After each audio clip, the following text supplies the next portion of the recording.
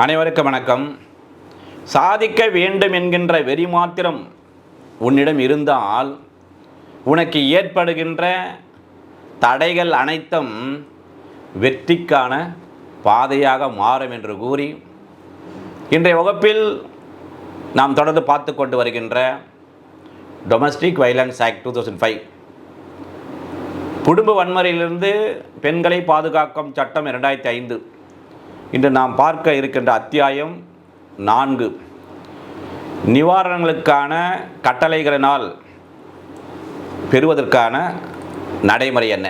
இந்த கட்டளையெல்லாம் ரிலீஃப் பெறுறோம், என்ன நடைமுறையை பின்பற்றி இந்த ரிலீஃப் எல்லாம் இந்த பரிகாரத்தெல்லாம் கேட்கலாம். Procedure for obtaining orders of reliefs section 12 to 29 12 முதல் 29 வரை உள்ள பிரிவுகளில் இருக்கின்றது. இன்று நாம் பார்க்க இருக்கிறது செக்ஷன் 12. அதில் சப்செக்ஷன் 1 to 5 வரைக்கும் இருக்கின்றது. முதல்ல சப்செக்ஷன் 1ஐ நாம் பார்க்க போகிறோம். டிவி ஆக்டின் படி ஒன்று அல்லது அதற்கு மேற்பட்ட பரிகாரங்களை பாதிக்கப்பட்ட பெண் பெற வேண்டும் என்று சொன்னால் அந்த நடுவரிடம் செக்ஷன் 12 என்ன, அப்ளிகேஷன் டு மேஜிஸ்ட்ரேட், நடுவரிடம் விண்ணப்பம் கொடுத்தல் வேண்டும் என்று. அப்படி விண்ணப்பம் கொடுக்கின்ற போது நடுவரிடம் அந்த விண்ணப்பத்தை யார் யார் கொடுக்கலாம் என்று சொன்னால், முதலாவதாக பாருங்க, அந்த பாதிக்கப்பட்ட பெண் கொடுக்கலாம். அல்லது யார், பாதிக்கப்பட்ட பெண்ணுக்காக ப்ரொடெக்ஷன் ஆஃபீஸர் கொடுக்கலாம். அல்லது வேறு எந்த நபரும் அந்த பெண்ணுக்காக கொடுக்கலாம். உதாரணத்துக்கு இப்போது ஃபிசிக்கல் அபியூஸ் நடந்து போச்சு, கணவரோ மாமியாரோ மாமனாரோ காயப்படுத்தியிருக்காங்க, மேஜிஸ்ட்ரேட்டும் செல்ல முடியவில்லை என்றால் வேறு எந்த நபரும் கொடுக்கலாம் என்று சொல்லப்பட்டிருக்கின்றது. இப்போ ஒன்றுக்கு மேற்பட்ட அந்த பரிகாரம் என்றால் என்னென்ன பரிகாரங்கள் இந்த செக்ஷன் 2வில் சொல்லப்பட்டிருக்குது என்று சொன்னால், செக்ஷன் 18 பாருங்கள், அவுட் மெமரி சொல்கிறேன், அப்படி நோட் பண்ணிங்க. 1 + 8 9. 9 என்றாலே அது சட்டத்தில் எங்கே பார்த்தா 9P ஆகிடும். ப்ரொடெக்ஷன் ஆர்டர், பாதுகாப்பு உத்தரவினை பெறலாம் 18ல். இப்போ 19 பாருங்கள், 1 + 9 10 10. பத்திரமாக நம்ம இருக்கணும்னா எங்கே இருக்கணும், வீட்டில் தான் இருந்தால் தான் நமக்கு பாதுகாப்பே. அப்போது ரெசைடிங் ஆர்டர், வசிக்கும் உரிமை, அந்த ஆதரவினை பெறலாம். அடுத்தது 20 மானிட்டரி லீவ், பண உதவி பெறலாம். எம் வருது, MO, இங்கே 0 வந்து ஓன்னு மாற்றிக்கோ, மானிட்டரி ரிலீஃப். 21 2 + 1 3. 3னா ABC, C போட்டிங்கன்னா கஸ்டடி ஆர்டர், கணவரிடம் குழந்தை இருந்தால் என்னிடம் அந்த குழந்தையை பெற்றுத்தாருங்கள் என்று அந்த குழந்தையை பெறுவதற்கான உத்தரவை பெறலாம். 22 2 + 2 4. நஷ்டம் ஏற்பட்டு போச்சு சார், அப்போ காம்பன்சேஷன் ஆர்டர், நஷ்ட ஈடு உத்தரவினை பெறுவதற்காக வரலாம். பிறகு 23. இந்த 23ல் 5 நான் 2 + 3 5 5. அதுக்கு முன்னே அந்த 3 இருக்குல்ல, அதில் சைடில் போட்டிங்கன்னா E வரும், ex parte and interim order. ஆர்டர்னா ORDR 5 இருக்கும். இவ்வாறாக 18 முதல் 25 இந்த 6 பிரிவுகளினுடைய, அதான் ஒன்றுக்கு, இதில் ஒன்று மட்டும் பெறலாம் அல்லது ஒன்றுக்கு மேற்பட்ட அந்த பரிகாரங்களை பெறலாம் என்று சொல்லப்பட்டிருக்கின்றது. சரி, இப்போ சப்செக்ஷன் 1ல் ப்ரொவைடர் இருக்குல்ல, வரமுறையாக இவ்வாறு இந்த விண்ணப்பத்தை பெற்றுக்கொண்ட உத்தரவு ஒன்றை பிறப்பிக்கிறார் மேஜிஸ்ட்ரேட் என்று சொன்னால், அந்த உத்தரவு பிறப்பிக்க போகிறாங்கப்பா, வாங்கிட்டாங்க, அப்ளிகேஷனை பார்க்குறாங்க. உத்தரவை பிறப்பதற்கு முன்னாலே நடுவர் அவர்கள் எந்த விஷயங்களை அவர் கருத்தில் எடுத்துக்கொள்ளுதல் வேண்டும் என்று சொன்னால், ப்ரொடெக்ஷன் ஆஃபீஸர் அல்லது சர்வீஸ் ப்ரொவைடரிடமிருந்து பெறப்பட்டிருந்தால், எனது DIR, டொமஸ்டிக் இன்சிடென்ட் ரிப்போர்ட், குடும்ப நிகழ்வு அறிக்கை பெற்றிருந்தால் அதனை கருத்தில் எடுத்து கொள்ளுதல் வேண்டும். இப்போ இது ஒரு சுப்ரீம் கோர்ட் சைட்டிஷன் சொல்கிறாங்க. சப்ஷெக்ஷன் 1க்காக சைட்டேஷன் நோட் பண்ணிங்க. இது இந்த டொமஸ்டிக் வயலன்ஸ்னால் இந்த சைட்டேஷன் தான் very very important. Prabha Tyagi versus Kamlesh Devi, all India reporter 2022, supreme court, page number 2331.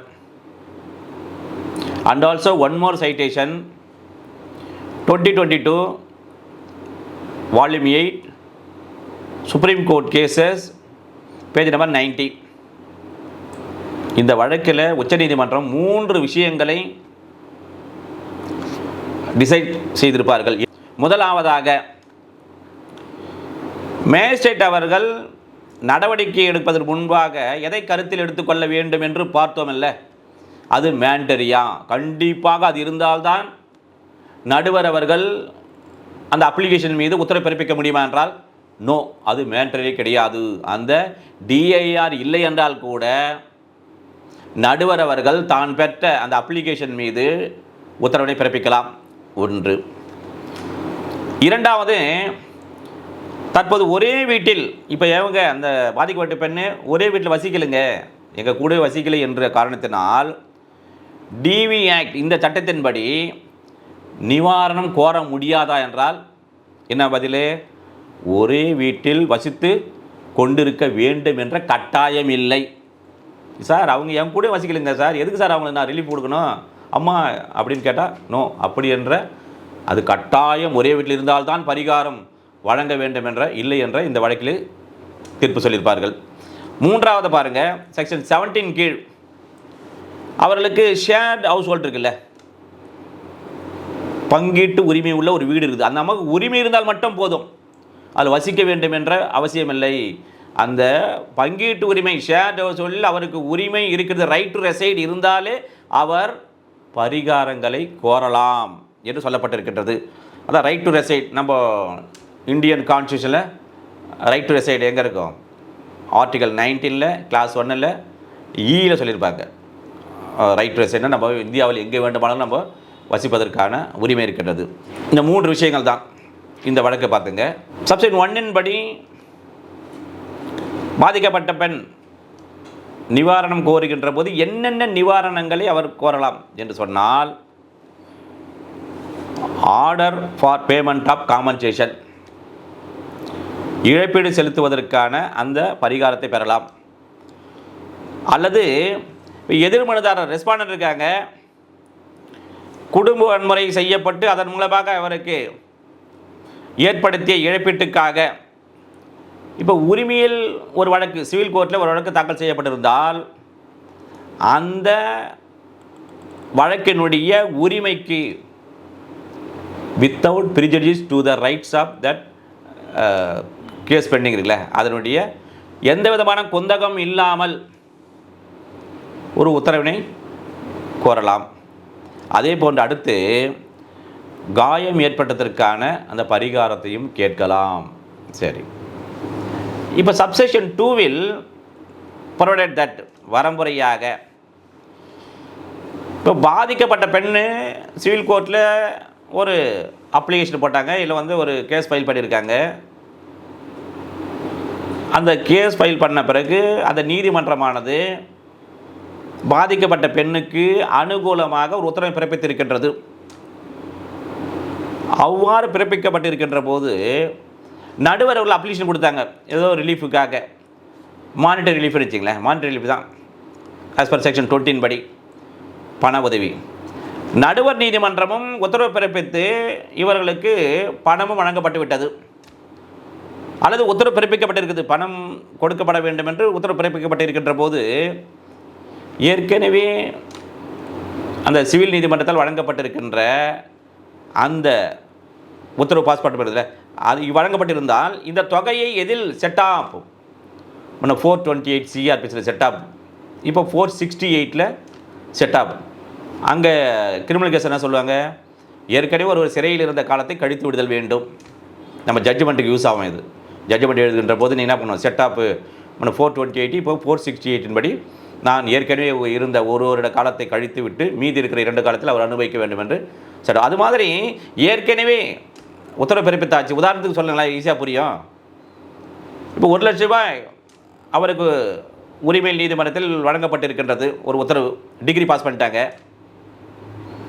நடுவர் அவர்கள் இவருக்கு உத்தரவு மானிட்டரி ரிலீஃப் உத்தரவு வழங்கி 80,000 பெய்டு அல்லது 80,000 கொடுக்க இருக்கிறார்கள் உத்தரவுப்படி என்றால், அந்த 1 லட்சம் உத்தரவில் இந்த 80 ரூபாயை கழித்து விடுதல் வேண்டும். ஒன்று, அதான் செட்டாப்பு. சரி, கழித்தது போக மீதி இருக்கின்ற அந்த 20,000 எவ்வாறு வசூலித்தல் வேண்டும் என்று சொன்னால், not withstanding anything contain CPC 1908 or any other law for the time being in force. உரிமையில் நடைமுறை சட்டம் 1908 அல்லது மற்ற சட்டத்தில் அவ்வப்போது எது கண்டிருந்த போதிலும் அதையெல்லாம் எடுத்துக்கொள்ளாதீர்கள்.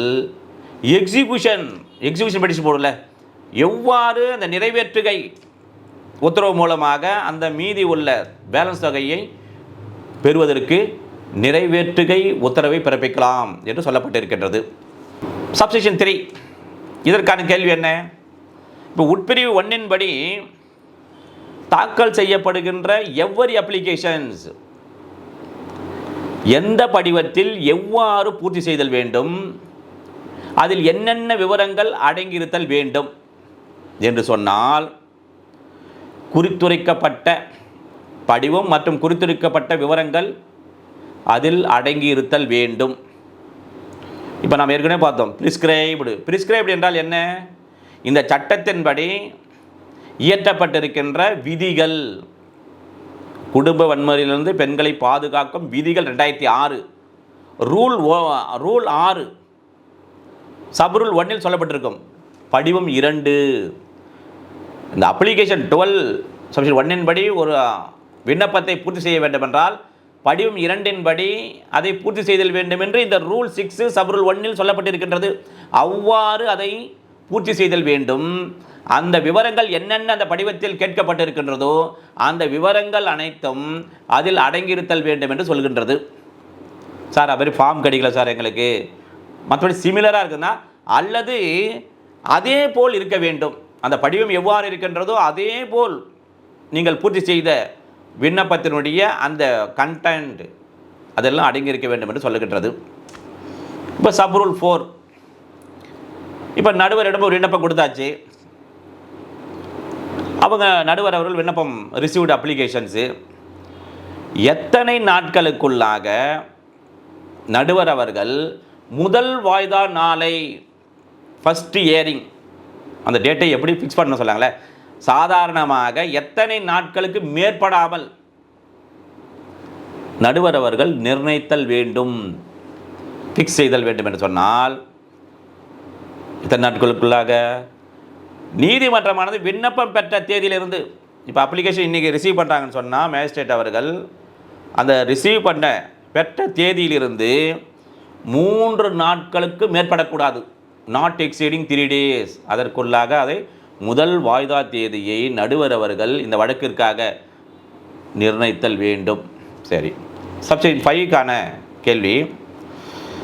சப்செக்ஷன் உட்பிரிவு 1 படி தாக்கல் செய்த ஒவ்வொரு விண்ணப்பத்தையும் பாதிக்கப்பட்டு நிறைய விண்ணப்பம் தாக்கல் செய்கிறாங்க, இல்லை வேறு நிறைய பேர் நிறைய அக்ரிட் பர்சன் இருப்பாங்கள்ல, நிறைய அப்ளிகேஷன் இருக்குல்ல, அதான் எவ்வரி அப்ளிகேஷன்ஸ் நடுவர் அவர்களால் பெறப்படுகின்ற ஒவ்வொரு அந்த விண்ணப்பத்தினையும் எத்தனை நாட்களுக்குள்ளாக டிஸ்போஸ் முடித்து வைத்தல் வேண்டும் என்று சொன்னால், முடித்து வைக்க முயற்சியை மேற்கொள்ளுதல் வேண்டும். அதாவது shall endeavor to dispose every application within a period of 60 days from the date of first hearing. முதல் வாய்தா ஃபிக்ஸ் பண்ணாங்கல்ல, அந்த முதல் வாய்தா ஃபிக்ஸ் பண்ண தேதியிலிருந்து அப்போ தான் ஆரம்பிக்குது. ஃபிக்ஸ் பண்ணிப்பா இன்றைக்கி அடுத்த மாதம் வந்துடுங்க, அன்றைக்கி வந்து உங்களுக்கு ஃபஸ்ட்டு ஹியரிங் வாய்தா தேதி அப்படின்னு ஃபிக்ஸ் பண்ணிட்டாங்க. அந்த தேதியிலிருந்து 60 நாட்களுக்குள்ளாக அந்த வழக்கை முடித்து வைத்தல் வேண்டும், டிஸ்போஸ் செய்ய வேண்டும் என்று சொல்கிறது. இதுதான் 1 to 5. இதில் பார்த்து ஃபஸ்ட்டு அப்படியே ஒரு கிரக்ஸாக பாருங்கள், வாட் இஸ் வாட் பார்த்துடலாம். First application to magistrate. அந்த அப்ளிகேஷன் யார் கொடுக்கலாம்? Aggrieved person, protection officer, service provider. எத்தனை ரிலீஃபு? 1 அல்லது மேற்பட்ட பரிகாரங்களை கேட்கலாம். DIR, domestic incident report mandatory என்றால் நோ. அடுத்தது ஆர்டினர்லி வித்தின் 3 டேஸ்க்கு மேற்படாமல் அந்த டேட் ஃபிக்ஸ் பண்ணணும். டேட் ஃபிக்ஸ் பண்ண தேதியிலிருந்து 60 நாட்களுக்குள்ளாக அந்த வழக்கை முடித்து வைத்த முயற்சி மேற்கொள்ளுதல் வேண்டும். சரி, இப்போது கடைசியாக இன்னொரு கேஸ் லாஸு, அதையும் பார்த்துருவோம். அதுவும் முக்கியமான கேஸ். இந்த செக்ஷன் 12க்கான கேஸ் லாஸு என்னவென்றால், காமாட்சி வர்சஸ் லக்ஷ்மி நாராயணன்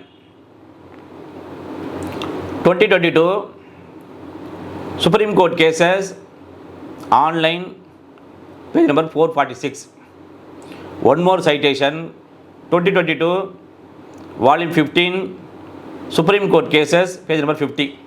இந்த வழக்கில் என்ன சொல்லியிருப்பாங்க என்று சொன்னால், உச்சநீதிமன்றமானது டொமஸ்டிக் வைலன்ஸ் நடந்த நாளிலிருந்து வித்தின் 1 year செக்ஷன் 12 படி அப்ளிகேஷன் தாக்கல் செய்ய வேண்டும் என்பது நிராகரிக்க முடியாது. இது சரியான சட்ட நிலை அல்ல. நீ 1 வருஷத்தில் பண்ணிவிடுங்க. ஏன்னா இந்த 468 சிஆர்பிசி இருக்குல்ல, அதில் சொல்லியிருப்பாங்க லிமிடேஷன் சொல்லியிருப்பாங்க, லிமிடேஷன் டு டேக் காக்னிசன்ஸ்னு. ஆனால் இந்த 12க்கு, இந்த டிவி ஆக்டுக்கு அது பொருந்தாது.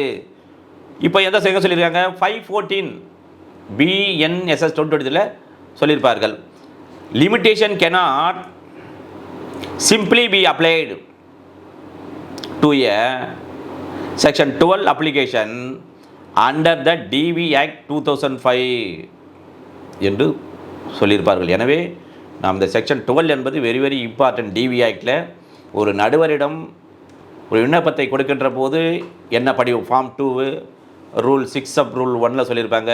பிறகு ஏற்கனவே அந்த பிரபா தியாகி கேசஸ் பார்த்தோம்.